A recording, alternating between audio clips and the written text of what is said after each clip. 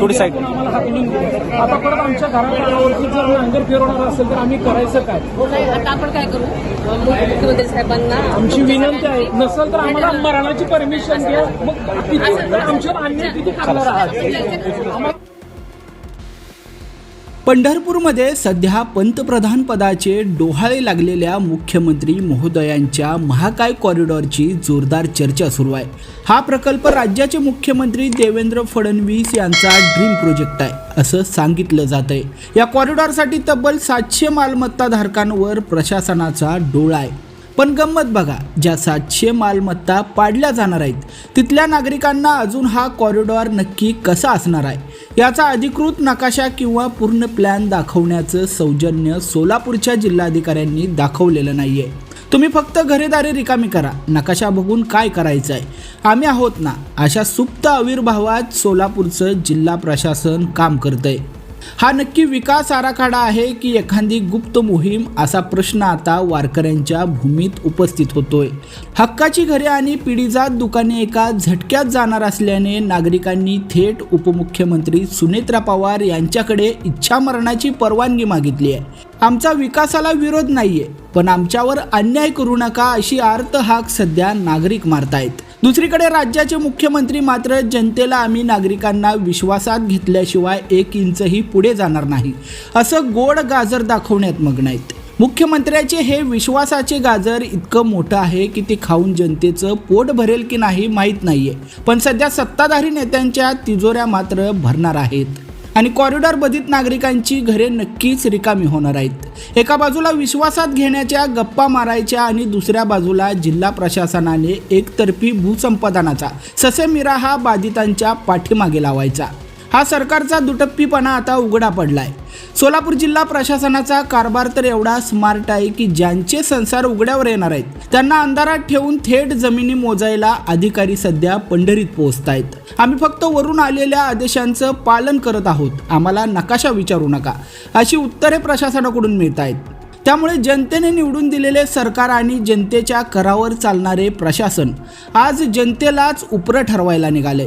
तर असा हा पंढरपूरचा नकाशा नसलेला विकास आराखडा आहे. 700 कुटुंबांचे संसार मातीत मिळवून जर मंदिराचा कॉरिडॉर चकाचक होणार असेल तर त्या चकाचकीमध्ये विस्थापित झालेल्या नागरिकांच्या डोळ्यातलं पाणी लपवता येईल का, असा सवाल सध्या उपस्थित होतोय.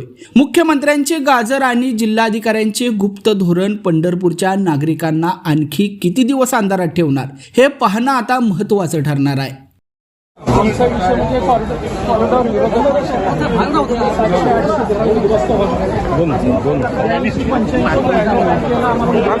थोडी साईड सोडा, थोडी साईड. आता परत आमच्या घरावरती जर नांगर फिरवणार असेल तर आम्ही करायचं काय? आता आपण काय करू?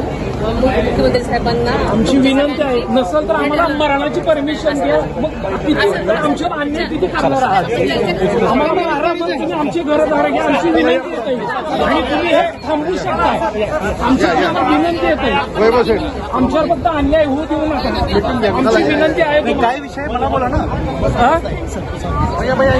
वर्ष झालं बोललो आम्ही, तर कॉरिडॉरचा आम्हाला कोणी विश्वासात घेत नाही. तुम्ही आम्हाला विश्वासात घेतो म्हणला, तुम्ही घेणं पालकमंत्री आम्हाला विश्वासात घेतो म्हणला, घेणं आम्ही आता मरू दे. आम्ही असं करतो, आमचे घरदार आम्ही मरतो, मग तुम्ही आमचे घर ताब्यात घ्या. आमच्यावर अन्याय करून तुम्हाला आमची विनंती आहे. कारण तुम्ही काय करायला लागला, रेट जाहीर करायला लागला, सगळं जाहीर करायला, आमच्यावर कशा करता अन्याय करायला लागला साहेब? तुम्ही अधिकारी आहे, तुम्ही आमच्यापेक्षा मोठे आहेत, प्रशासनाचे मोठे आहेत. आमची विनंती आहे तुम्हाला, आम्हाला मारू नका.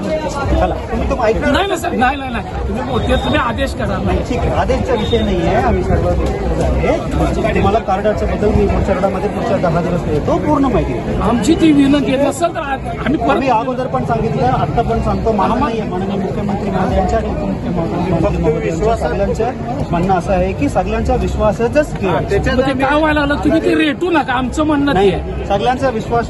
तुम्ही सर्वप्रथम हे खाली करा. नाही नाही सर, नाही असं करायचं नाही. ठीक आहे, सगळ्यांचा विश्वास जर घेतो, सगळ्यांच्या सोबतच काम करायचं. आमची तीच ठीक आहे? मागणी, आमचा विकासाला चला विरोध चला, मला नाही. पुढे जायचं. पण तो विकास करत असताना आमची तुमचं घराबाहेर म्हणणं ऐकून उद्ध्वस्त घ्यायला करू पाहिजे, नका. कळालं मला. हो. सगळ्यांचं म्हणणं बरं, आम्ही ऐकून- आमच्या- अरे, मला बोलून द्या. सगळ्यांचं म्हणणं ऐकून घेऊन, सगळ्यांच्यावर विश्वासात घेऊन, सगळ्यांच्या सोबतच काम करू. आमची तीच ठीक आहे? विनंती आहे. ठीक आहे, तुम्हाला तुम्ही सर्वप्रथम खाली सोडा. खाली साहेब काय झालं?